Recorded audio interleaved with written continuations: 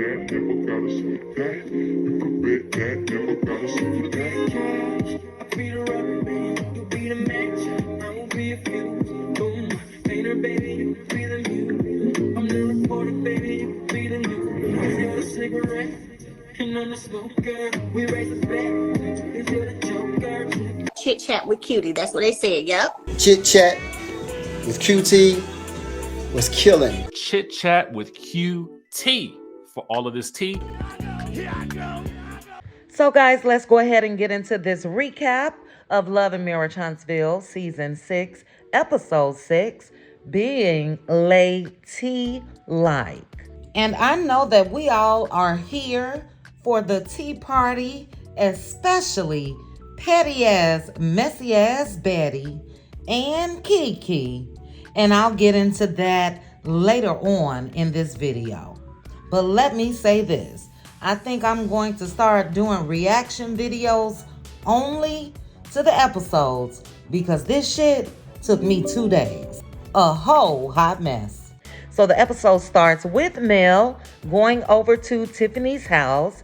Mel stated that she wanted to check on Tiffany after Tiffany and KeKe's blow up at the spa day. And we know it was a lot going on at that spa day.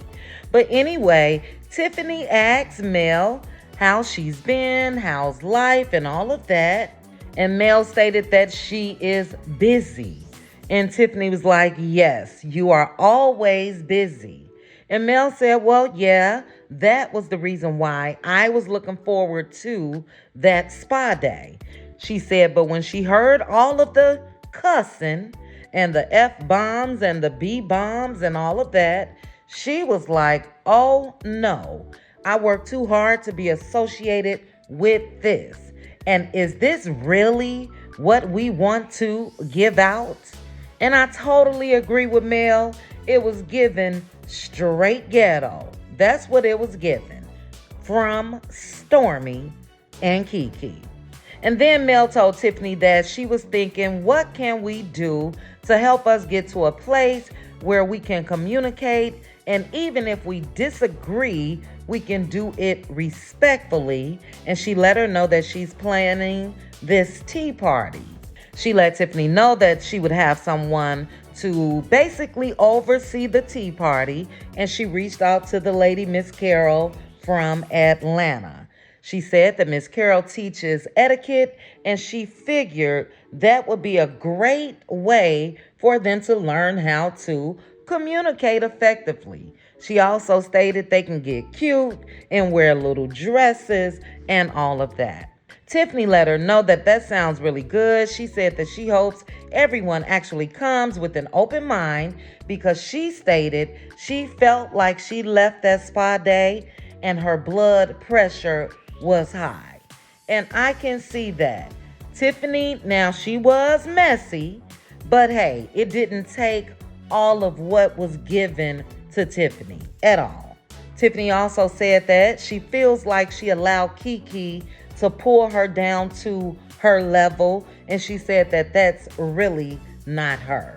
And then Tiffany mentioned that she was really glad to see that Mel showed up at all. She was wondering how Mel and Tisha got back in a good place, and Mel said, yeah, things are good, and she let Tiffany know that she had just recently invited Tisha and her daughters to Mariah's birthday party. And she said the girls were really close at one time, and I was very happy to see the girls at Mariah's birthday party. You know, it is unfortunate when the parents fall out and no longer talk, and the kids are just sitting there wondering, hey, where's my friend? So I was very happy to see that. But then Tiffany asked about Martell and asked, was he there? And Mel said yes, he came uninvited. Mel then plays the recording of Mariah asking Martell if he was going to pick her up. The party was over. She was at home. Martell said, no, sweetheart, I will get you on Monday. And Mel played that recording for Tiffany just to let her know this man clowned at this birthday party. almost had to be escorted out by the police. He knew he wasn't invited. She said that she had Mariah to call him at least 15 minutes before they arrived to the party to let him know again, you are not invited. And we know Martell showed his ass up anyway. And Tiffany told Mel, it seems like Martell is always saying, it's Mel, it's Mel, it's Mel. And Mel said no, he's very manipulative and she's over him. And that's when Mel said that statement, that she wished that she would have had her kids by a man. Not a queen, but a man. And baby, Tiffany said, oop. All I could think about is, and I oop, because it was so funny. But yeah, Martell does have queen-like behavior. Very biatch-like tendencies, if you ask me. And we'll get into that a little more. I do know that Mr. Martell tried to deny that he was doing anything for camera time in his interview with Carlos King. I'll be dropping a video about that sometime tomorrow. But man, bye. You knew a week in advance and you knew 15 minutes before that child's party started, and you decide to show up and cause a commotion anyway. One thing I'll say real quickly about his interview with Carlos, Martell is basically saying he don't care what's going on. He will show up when his kids is having a birthday party. And that's not how it works. If you and the other parent do not have that type of relationship, you can't just barge and force your way into things. Throw your own damn party. But anyway, guys, that was the end of that scene. And this next scene irked the hell out of me. Mr. Maurice and Kimmy at home talking about Monster, Maurice's son. So this scene, guys, starts off with Kimmy in the kitchen cooking. Maurice comes in. Kimmy asks him how he's doing and all of that.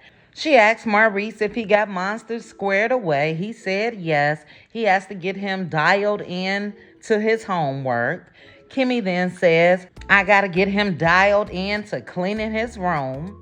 And then Kimmy says, man, I got to figure something out with that part. Wait a minute, what?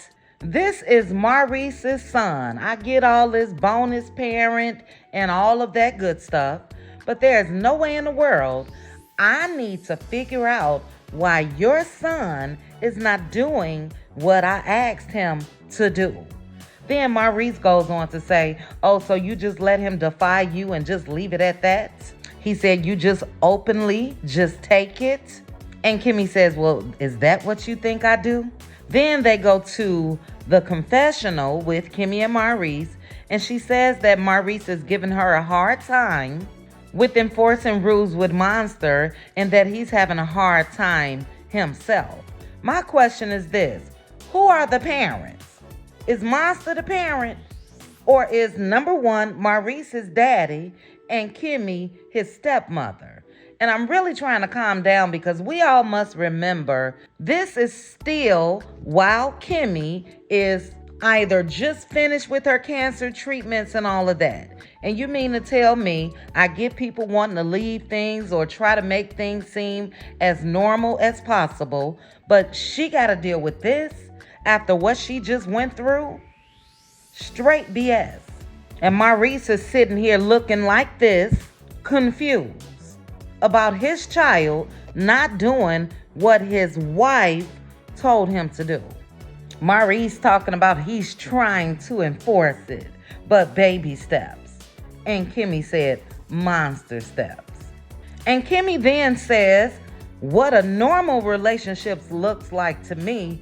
Look, I'm telling your son what he needs to do. He's not doing it, and shouldn't you enforce that? And she let him know, look, that's literally what you're supposed to do, and for some reason, you don't. All these semantics that these Scott men do gets on my damn nerves. Maurice then says, well, it's not like I don't back you up Why are you reasoning with a child? Reasoning with a child after your wife just faced one of the toughest battles in her life, and again, that is your son. I'm sorry, it's like Kimmy got two damn sons in the house, Maurice and Monster. And Kimmy then tells Maurice, look, as a bonus parent, there is a limit as to what I'm going to do. And she thinks that Monster knows that. And that's why Monster's daddy is supposed to be the one to making sure that he's enforcing things. And then in their confessional, Kimmy said, look, disciplining other people's children, there's always a fine line. And she looks at Maurice and says, and I know you don't like that. And then Maurice looks at her and says, so you don't feel like you's Monster's parent? Trying to use that reverse psychology shit. She's not his parent. She's married to you. Yes, she is his stepmother, but that boy wasn't a little ass baby when Kimmy married Maurice. That boy was early teens, okay? And now he's 16, 17 years old. What the hell does Kimmy look like getting on top of Monster and your big lemon head looking ass is sitting right here in the house? Tell your son what needs to be done and make sure it's done. End of conversation. And Kimmy told him something that's real talk. She said that she feels like Maurice and Kaya's rules and regulations overshadow hers, and they always will. And that's my part. And they always will. Those are his biological parents, and they should be the ones that should be disciplining their child. Then Maurice goes into telling Kimmy that he feels like all of this started when Kimmy and Kaya's relationship wasn't so good. And he feels like that she basically took a step back when it comes to disciplining. And again, I'm sitting here thinking that this man can't be this slow. Because if that relationship started off rocky between Kaya and Kimmy, yes, Kimmy is going to fall back. Because guess what? If she does or says something that Kaya does not like, there's going to be a problem. And then he asks Kimmy, well, do you disagree with that? Kimmy says that she did disagree with that because Maurice is acting like her issue is with Kaya and is not.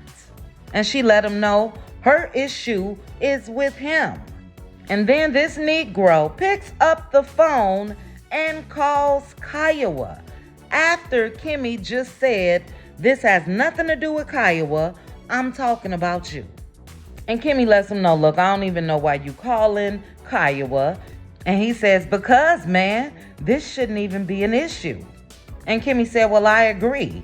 The issue shouldn't be that I have to ask you to back me up when Monster doesn't do what I asked him to do.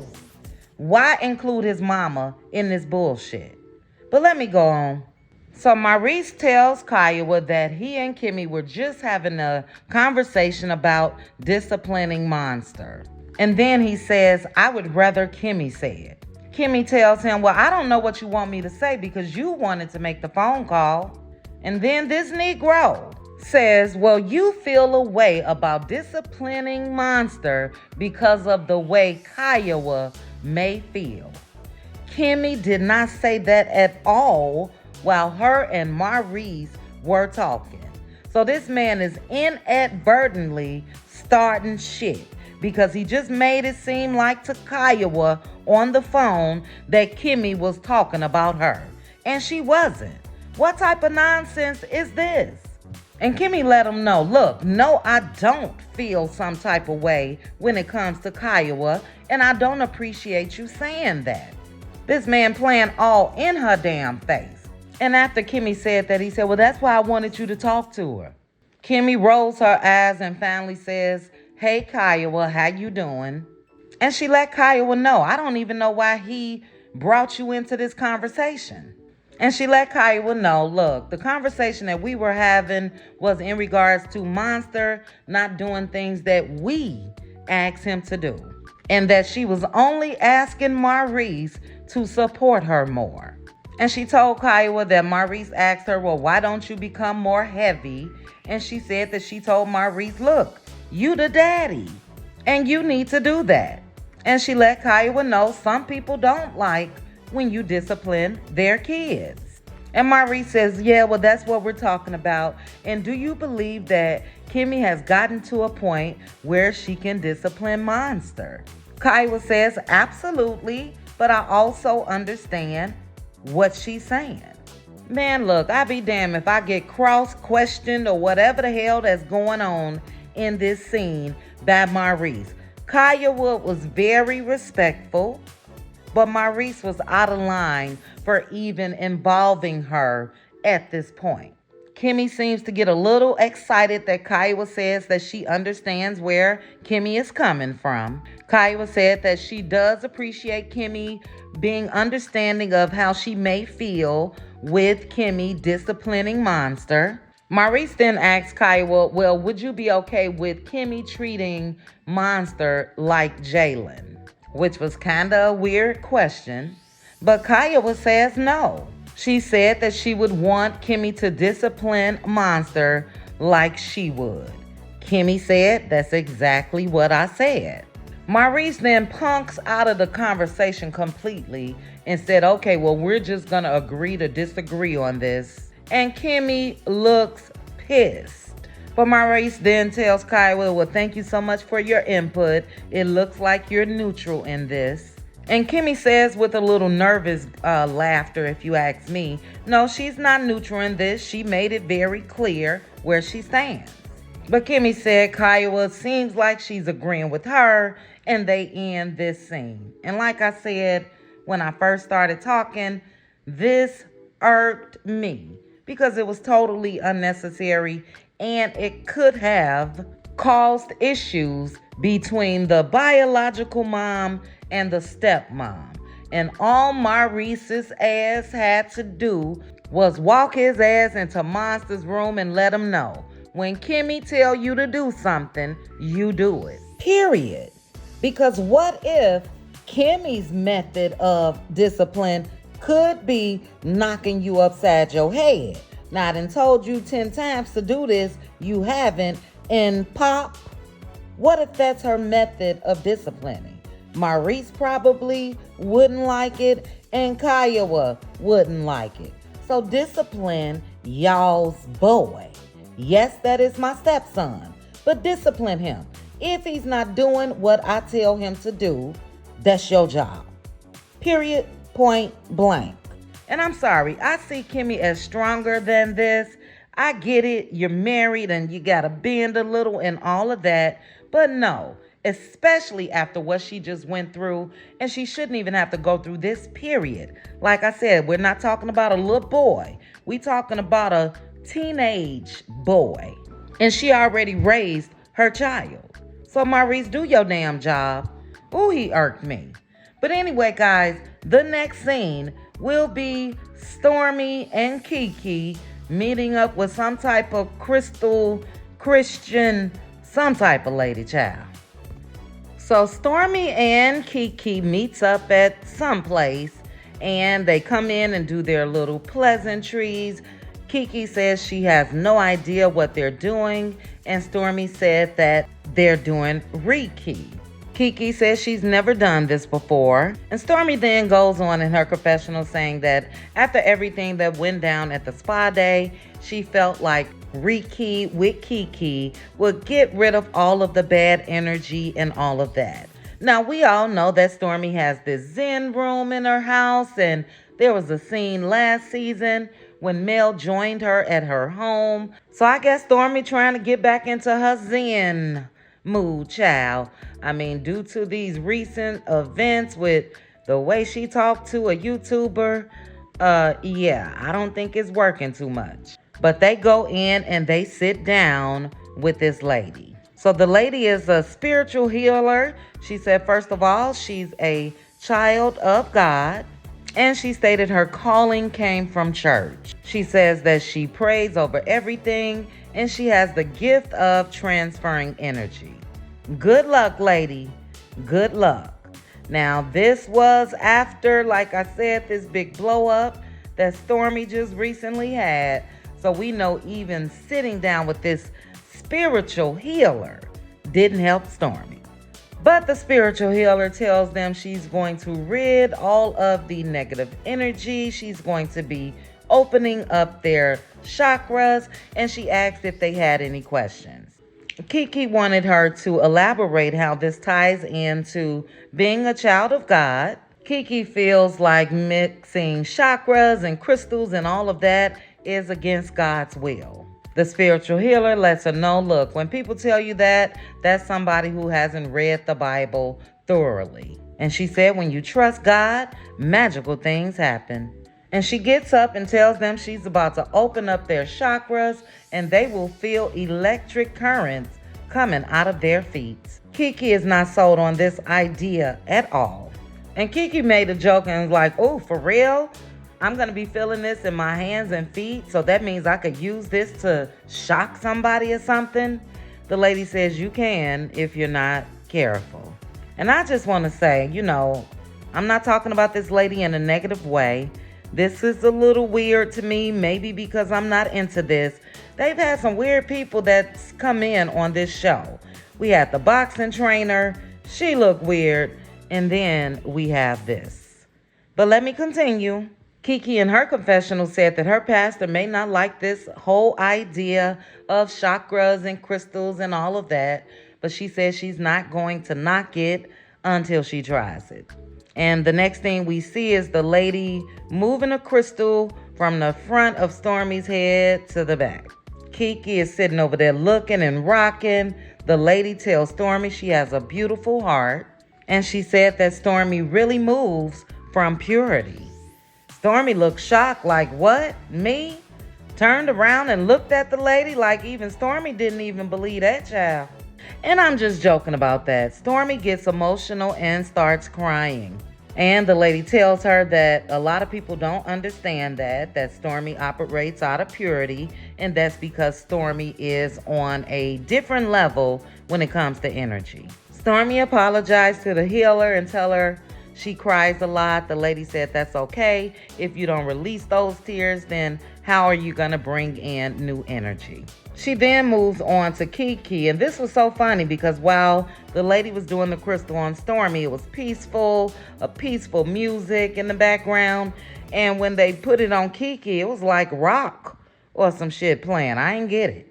So she's moving the crystal wand or whatever it is over KeKe. She said that KeKe is a champion. She told KeKe to be careful of the words that she speaks because her words have power, and that KeKe can speak a lot of things into existence. And child, they then show KeKe in her confessional, and she says words do carry power.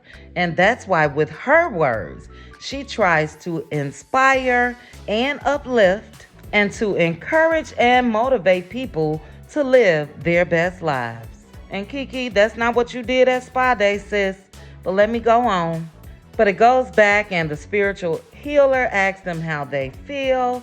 They both said they feel good. KeKe says that she feels lighter, and the lady dismisses herself and leaves Stormy and KeKe. But KeKe and Stormy starts talking. They are trying to bond. KeKe says that she feels like her and Stormy are a lot alike, and that's why she really couldn't go back at Stormy at Spa Day. And Stormy told KeKe that she really appreciated the way she reacted because Stormy says that she cusses and gets a little rah-rah, but she felt like KeKe knew that she didn't say it to be offensive. KeKe says that she knows that because that's the way that she is. Stormy then says, well, at least they don't call you ghetto. And it's like, Stormy, the fans of the show are the ones that called you ghetto. Why are you even bringing this up on the show? I just don't get it. KeKe says, look, girl, they just gonna say anything. They said I'm from the other side of the tracks. And who cares? Then she told Stormy, you know you're not ghetto. Yes, the hell she is, KeKe. Oh, yes, she is, in my opinion. But KeKe let Stormy know, look, I'm that type of person. I like to get things out so we can try to come to some type of resolution and move forward. KeKe let Stormy know that she really wasn't satisfied with the way things went down with Tiffany, and she hopes that she can be calm enough to sit down and have a conversation with Tiffany without screaming and yelling and all of that. Stormy then says, well, you can because she's pregnant. KeKe then says if Tiffany wants people to respect her while she's with child, then don't put that type of stuff out there. The stuff was put out there 2 years ago before she was with child. How long are they going to drag this out? So we know that she's talking about what was said at the Christmas party or about the Christmas party or whatever the case may be. And here we are.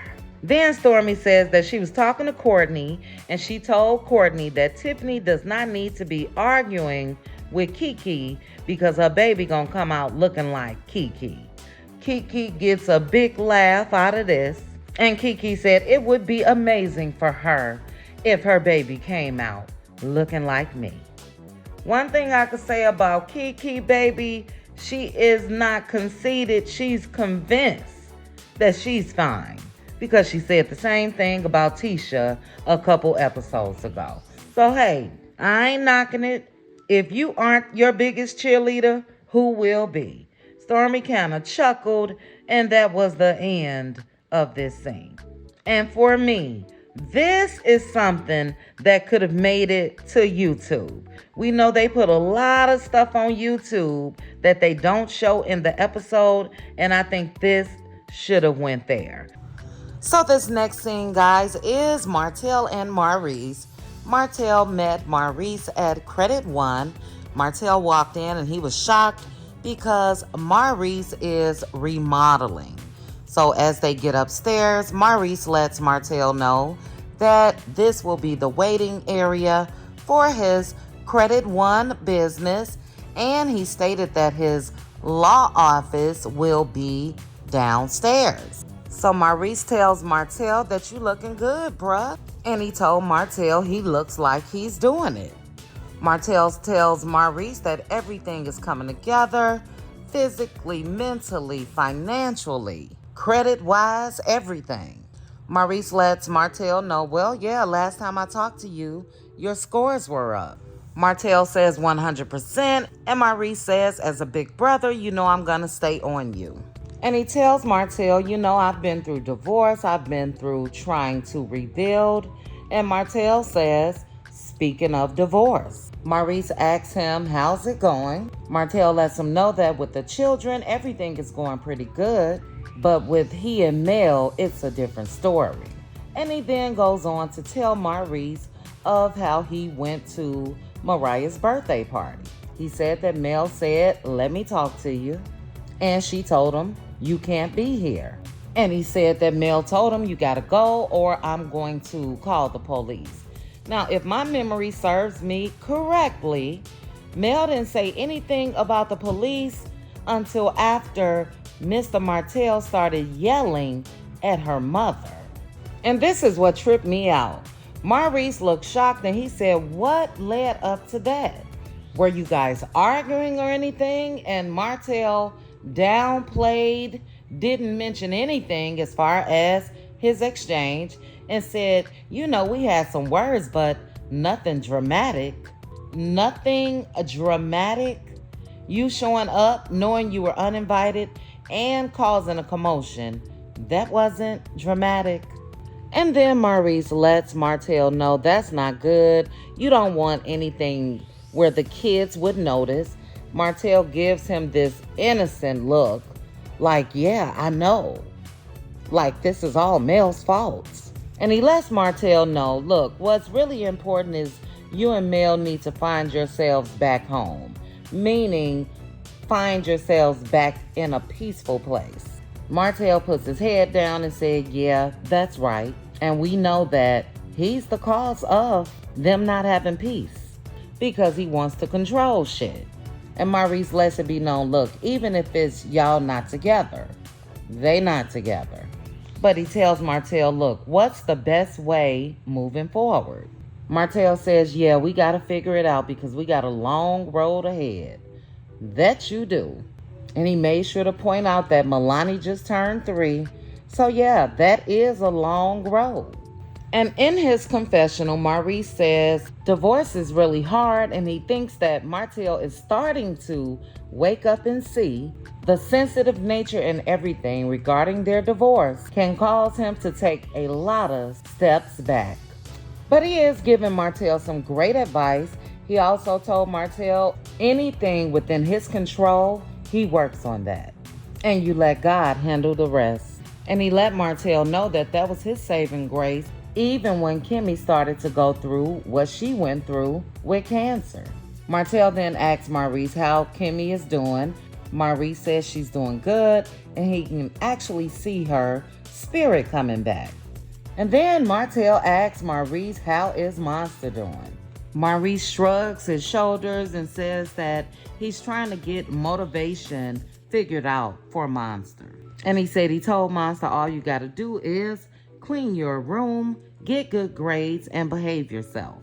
That's your only responsibility right now.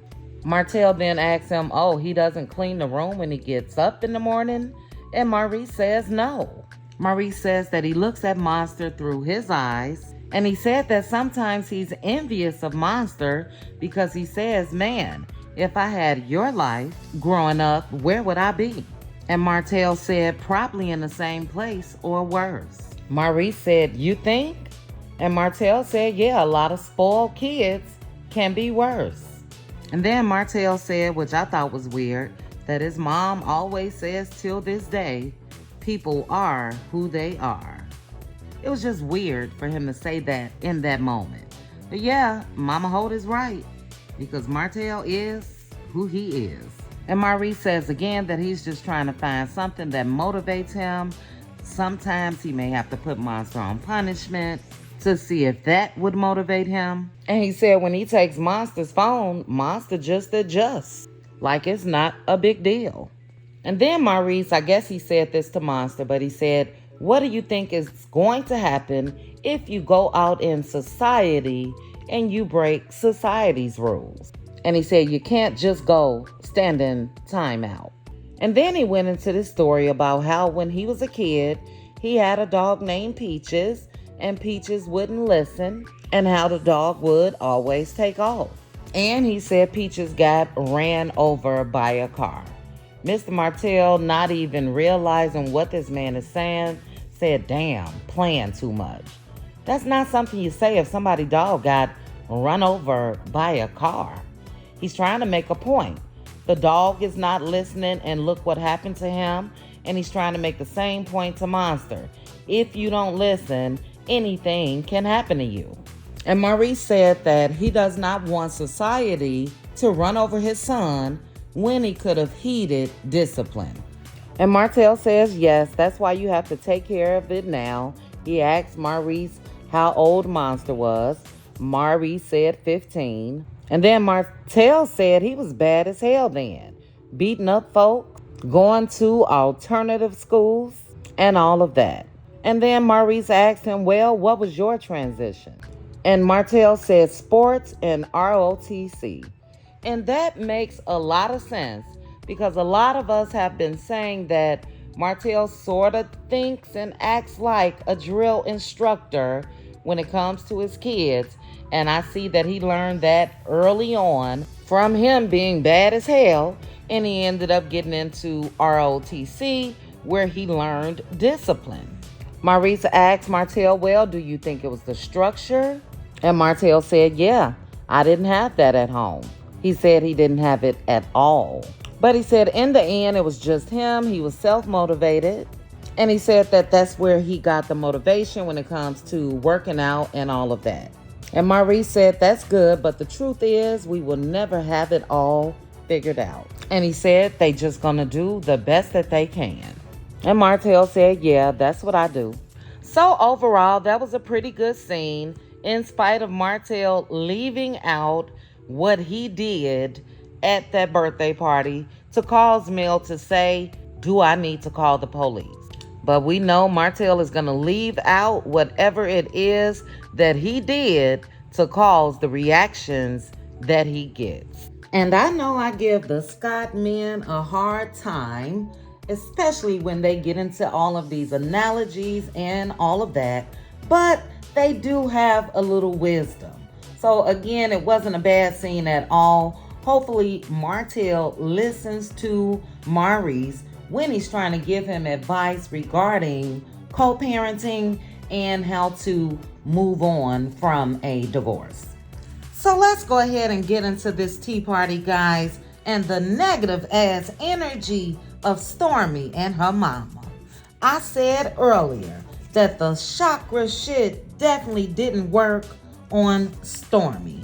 I hate when people mess up my vibe, and that's why it was felt in that room by everybody. But let me go ahead and break this down. So the scene starts with Miss Carol telling Mel she would need to serve the tea since she's the one that's hosting the party. Mel said that they are all Black business owners and she wanted to have a tea so they can learn to speak respectfully and have proper etiquette. Mel also said that Tiffany was upset at the spa party, pregnant and all, and she did not care. She said Tiffany was giving lips right on back to KeKe. She said, and then when Stormy came in and all of that, it was just a lot. And they actually show a flashback of Tiffany and KeKe going at it. Mel then said that she told all the ladies they can bring a +1 because the more the merrier. And I'm sorry, that was mistake number 1 if you ask me, Mel, because why was old hard-faced ass Betty Stormy's +1? Does Stormy have any friends? Probably not, because even Stormy said before that her mama has ran off a lot of her friends by saying that she had a problem with them, didn't like their energy, and all of that. But anyway, Miss Carol gives Mel the instructions, and she said that Mel should greet the guests since she's the host, and Mel should also be the one to seat them. First to arrive was Kimmy. And I'm sorry, Kimmy and Mel just has great energy to me. I think that we would see a stronger friendship with Kimmy and Mel if it wasn't for those damn Scott brothers. That's just me. Next up to arrive was Tisha, then Tiffany and KeKe.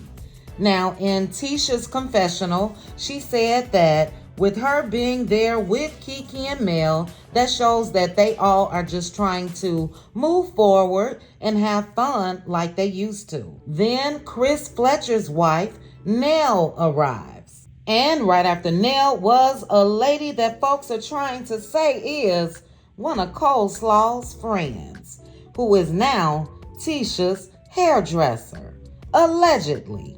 I'll have more on that in another video, because if that shit is true, that's crazy. And I got questions. But at this time, everyone was there besides Stormy and Petty Betty. Miss Carol then goes on to say that we are still waiting on 2 more guests. Mel said, well, there should just be 1 more guest.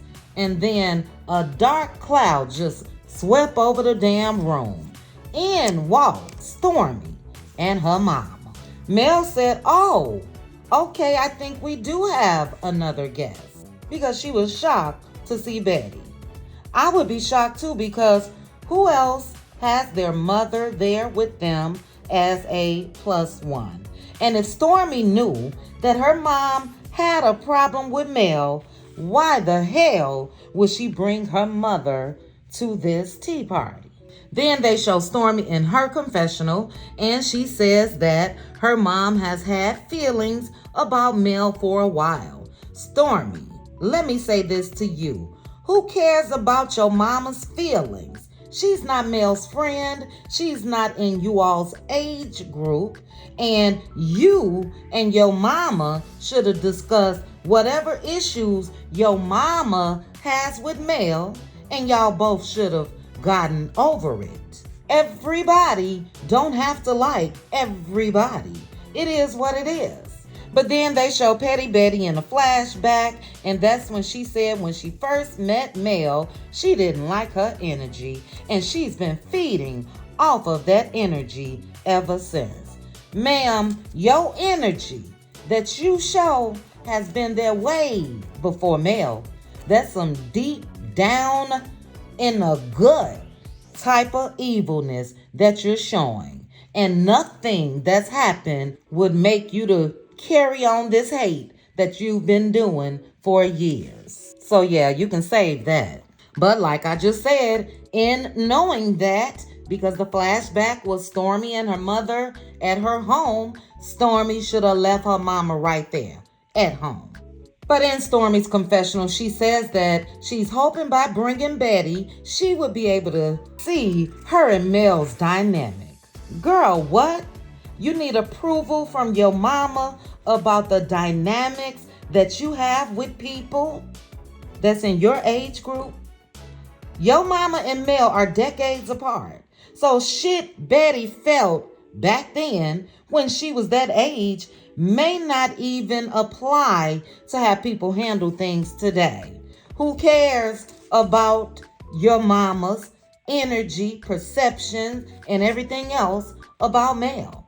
It's just out of line to me. And this whole scene irked me. But Stormy said with her mama's approval, I guess that's what she's saying, hopefully her and Mel can move forward and not be in a negative state. And if Mel is anything like me, what was shown at that tea party, girl, I don't want you or your mama in my presence again outside of this show. That's on period. But Miss Carol welcomes everyone and she told Mel they can go ahead and get started pouring the tea. Mel asks her what end should she start, and Miss Carol said start at the right. Anyway, Miss Carol shows them how to properly hold the saucer and the teacup. And it was nice to hear and see what you should or should not do when it comes to drinking tea properly. Miss Carol said they should remove the tea bag, and Tiffany cracked me up because she said, yeah, that's a whole different type of tea bagging. And then we get into the conversation. Mel mentions that the last time that they were together was the spa day and that there was a lot of yelling and just not respectful communication between them. And she asked the group what could they do to be respectful and communicate better. I'll tell you, number one, leave the mamas at home, because Tisha and Mel's main issue stemmed from messy ass Wanda. And now here comes Stormy with this same recycled ass BS. But it goes on to show Miss Carol explaining that etiquette really means how you make a person feel when they are around you. Stormy then says, I love that you said that because I cuss a lot. And Stormy asks, so what do you do in that regards when sometimes the stuff that comes out of your mouth isn't the most ladylike? And it's like, man, does this call for all of this? Because it's simple, Stormy. If the other people around you aren't cussing and behaving in that manner, then you shouldn't. That's it. But Miss Carol then tells Stormy, just know there's always someone watching you that looks up to you. Stormy says she be wanting to tell them that it's okay to say what you want. I just had to shake my head because not in all situations, Stormy, would you behave that way when you are shopping your deals to all of these stores and all of that? Would you behave that way? I'm sure you wouldn't. So that means that you know that it's not proper in certain situations. And Miss Carol let her know when you use curse words, that means you're lacking vocabulary. And I'm sorry for that part. I totally disagree. You guys know that I will cuss some folks out in a hot minute. And I'm definitely not lacking when it comes to vocabulary. I'm lacking in patience. I'm lacking in peeping bullshit and reacting to it. So yeah, I don't think it has anything to do with lacking vocabulary. And Stormy and KeKe both disagreed as well. Miss Carol said, well, you're feeling some type of way. And Stormy said, no, I like them. So yeah, she likes the folks that she cusses out. Kimmy got a chuckle, and so did I. And then child Stormy said, let me show you, Miss Carol, what I'm really talking about. Stormy says if she likes a shirt, she's going to say, I like that motherfucking shirt. Again, I just shook my head. Because did we really need an example of you cussing Stormy at a tea party about etiquette? Really? Miss Carol said, look, all I can say is we are representing ourselves, and if that's how you want to represent yourself, that's you. And here's my thing. Call me old-fashioned, but in the presence of elders, I don't cuss. In the presence of my mama, I didn't cuss. And here it is, Stormy, being so comfortable that she's cussing right in front of her mama, as well as the other women there that are considered her elders. No respect. And Betty, I'm sorry. Instead of you focusing on energy, you should have been focusing on proper training when you were raising your daughter. That's just my opinion. And I guess Chris Fletcher's wife, Nell, had enough. And she said, look, can we really get to the meat of the problem here? Thank you, Nell. Thank you. But she said there's a lot of energy in this room. And she asked, what is really the problem with this group of women? Nell said that she knows the majority of them and there's something going on here. And then Mel asked, what energy you been feeling? And Nell said, I think there's an energy between you and Stormy. And baby, Petty Betty popped that head down and out. And she said, let me ask you a question. Do you think there's an energy between her and Stormy or her and Stormy's mother? Here we go again with a mama inserting themselves in some shit that at this time didn't have anything to do with her. Because look, those feelings that Petty Betty has are one-sided. You got ill feelings towards Mel. You've had them for years. So it's not Mel and Stormy's mama. It's just Stormy's mama. And Nell said, well, I don't know Stormy's mother. And Betty said, well, that would be me. And she said, yeah, there was a little something. Nell said, oh, okay. And Mel said, well, what was the problem between me and you? Talking to Petty Betty. Betty said something that happened on social media. And Stormy's messy ass gonna say, ooh, Betty, oh my God, you're just gonna go for it? In other words, Mama, I know we talked about this, and I know you wanted to fight my battles, but I definitely didn't think you were going to start so soon and make it so obvious, because that's what it was. The look and the reaction from Stormy let me know they already knew what they was coming there to do and say. And they thought they were going to turn that shit up. But thank goodness there were more women in the room with manners than them. And then Betty had the nerve to get nasty with Nell, talking about somebody else's talking that don't have anything to do with it. Lady, are you slow? Nell didn't even know who you were. She didn't even know you was Stormy's mama. So how's she talking about anything that she don't know what she's talking about? How? She asked the question and she was addressing Mel and Stormy.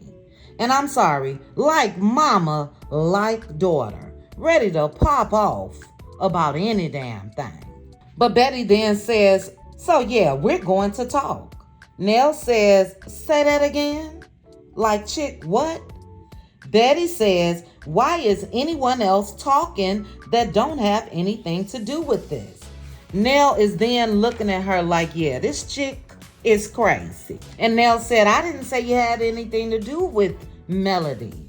And here goes no respect ass having Stormy butting in, ready to tag team with her mama. And Stormy said, I'm just gonna say this. I think that she will speak, but it may require you not to. The lady wasn't even talking to your goddamn mama for her to be required not to say anything. She was talking to you and Mel, Stormy. But Stormy then tells Nell that she may or may not be privy to anything. And I'm sorry, Mel isn't either. Because again, this is your mama's personal ass problem. But Stormy lets Nell know, and that's okay. Nell said, look, I'm okay with that. I'm a big girl. While looking at both their asses like they crazy. And Miss Carol had to go ahead and butt in, and she told Stormy, look, when you were talking, Stormy said, yeah, she did let me speak. I just didn't want to forget. And Miss Carol said, well, yeah, that's still rude. And then Mel then talks about when she was asked about Stormy at the reunion, and she said that she feels like Stormy represents what Love and Marriage Huntsville is all about.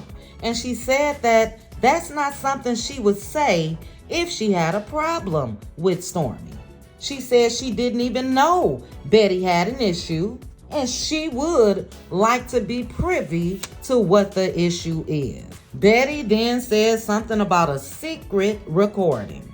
So they show the flashback to Destiny playing the recording to Martell and Chris Fletcher.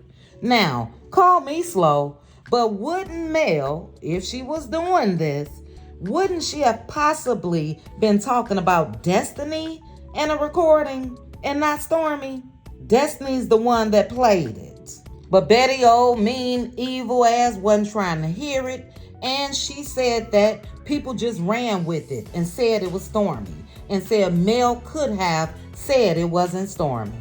Lady, do you realize that if Mel or any other cast member took the time to clear up everything that everyone is saying, that they all still would be responding till this day? How the heck can these people monitor what the fans of the show are saying? And that's Stormy's problem now. She doesn't have thick skin for social media, and she shouldn't be trying to respond to folks either. And maybe if she tried that, she wouldn't be depressed one day and ready to pop off the next. Learn how to ignore shit and keep it moving. But Mel then tells Betty that people say a lot about her every day, all day. But she says she can apologize if she was offended by a tweet that she did. And this where something that was said and something really that was trending at one point felt a little awkward to me.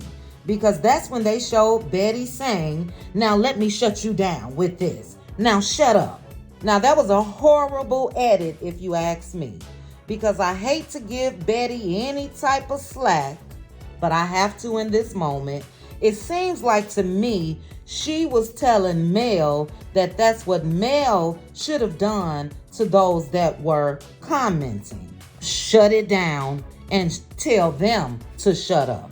So y'all let me know if I'm tripping about that, if I'm wrong, or if anyone else that watched the show felt like that was just weird. But Betty's still wrong, no matter how it went. If Betty was telling Mel, let me shut you down, now shut up, she was disrespectful as hell. And if Mel were to do that to her fans on whatever platform based off of what they feel may be going on when it comes to Stormy, Mel would be wrong as well. She cannot control what people are saying. But Betty then tells Mel that her direct issue with her is how she does things, and you not coming back and shutting it down. And I would have to shut your evil ass down right here, right now, Betty, because number one, your daughter is sitting beside you. Who do you think you talking to with that tone? Mel is a grown-ass woman. Number two, your daughter is also a grown-ass woman. And if Stormy had a problem with what people were saying on social media, let your grown-ass daughter have that conversation with Mel. Not you, Wanda, part 2.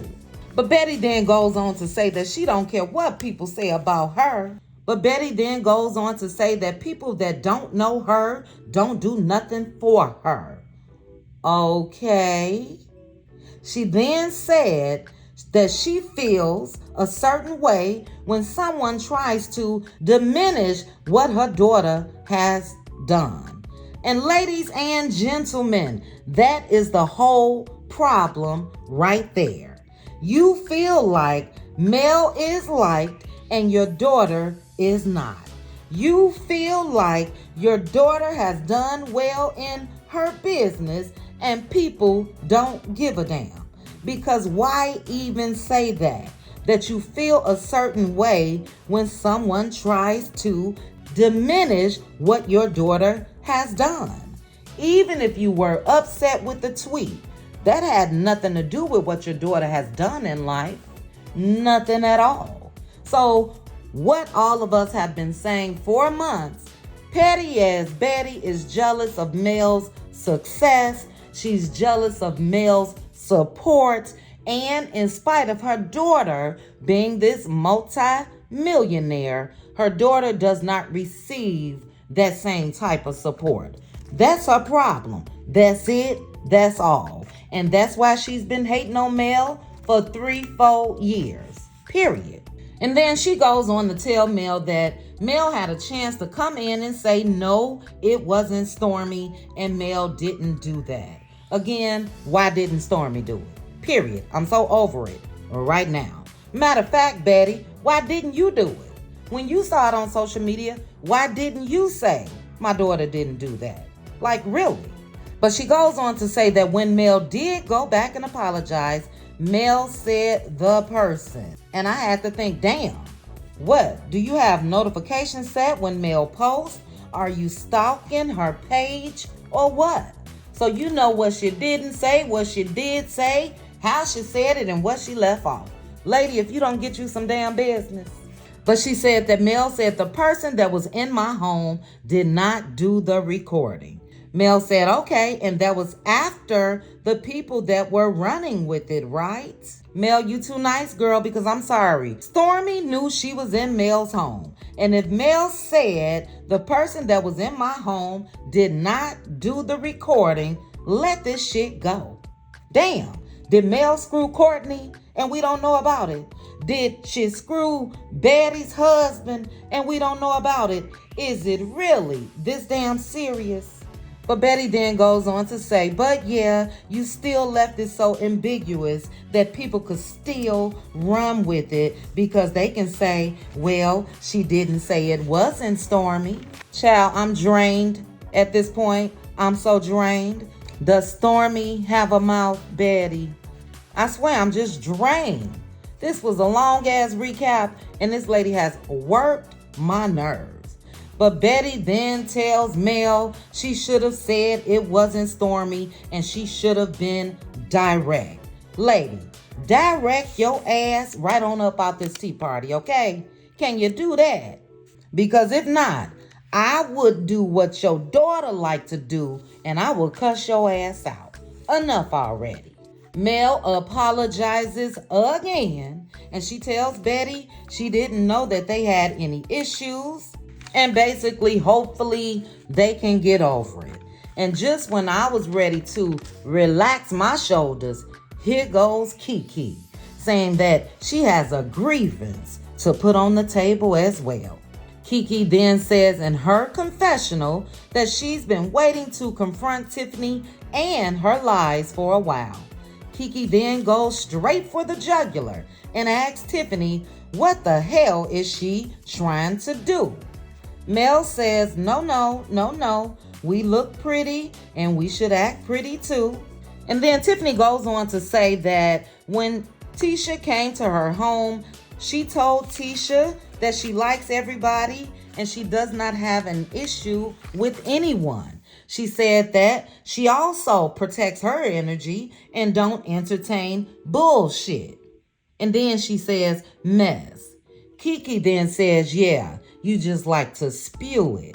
Tiffany then goes on to say that KeKe was willing to throw Tisha under the bus And if she would do that, she would do it to her. And because of that, she really didn't want to get to know KeKe. And look, Tiffany has that right. Let's be real. The majority of us would feel the same way if you saw a family member basically talking negatively about the other family member. If you do it to them, you would do it to me. So I really get why Tiffany said that. My question though was, what did Tisha say back to Tiffany at that time? Did Tisha agree with Tiffany? Why is KeKe laser focused on Tiffany? Because I'm sure Tisha agreed with Tiffany. But Tiffany then says that her and KeKe don't talk or text, and she only knows of her and her family. KeKe says we never have to speak, and she's okay with that. And she said, but let me educate you on what knowing of somebody means. Tiffany said, I don't need you to educate. KeKe says, clearly you do. Now, KeKe, your ass can calm down just like Betty. Reel it on in. And then KeKe had the nerve to say that Tiffany was a poor, pitiful, sad soul. Girl, what?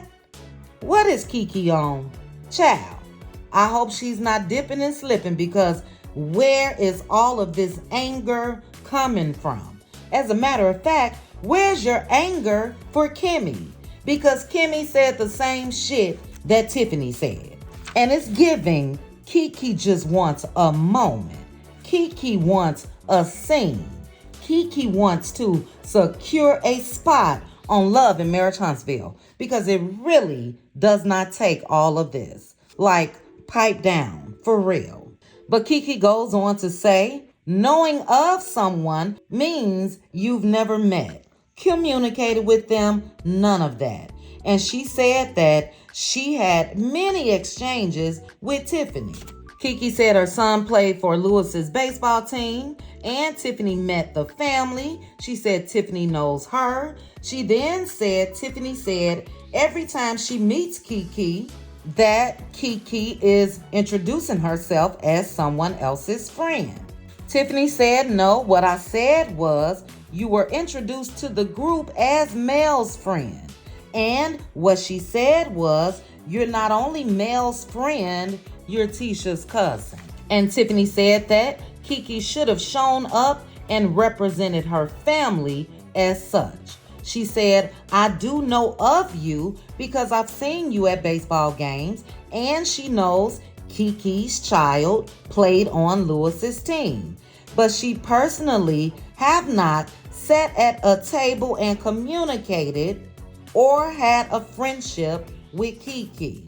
KeKe gets all riled up and say, wait, who are you kidding? And she says she went on a whole crusade to help Tiffany to try to find her father. And I'm sorry, that was a low-ass blow to even introduce that into this scene, talking about when Tiffany tried to find her father. And KeKe, you should not have went there. Tiffany said, look, Mel invited you. And she said, you didn't go on a crusade and you didn't even follow up. KeKe looked shocked, putting on all these damn theatrics. And Tiffany said, when Mel went with her to find her father, Mel set up a follow-up meeting and that KeKe was there. They then show a flashback of Tiffany, Mel, and KeKe. And Tiffany says, there was no communication after that. KeKe said, well, I was just letting you know that I had resources there. And KeKe is still amped up while saying that. Miss Carol then had to jump in and she told Tiffany, look, you need to calm down. You're pregnant. KeKe doesn't give a damn. And KeKe goes into this whole, she didn't mind helping Tiffany, and says, did you follow up? KeKe goes into this whole thing saying that she didn't mind helping Tiffany. Tiffany says, did you follow up?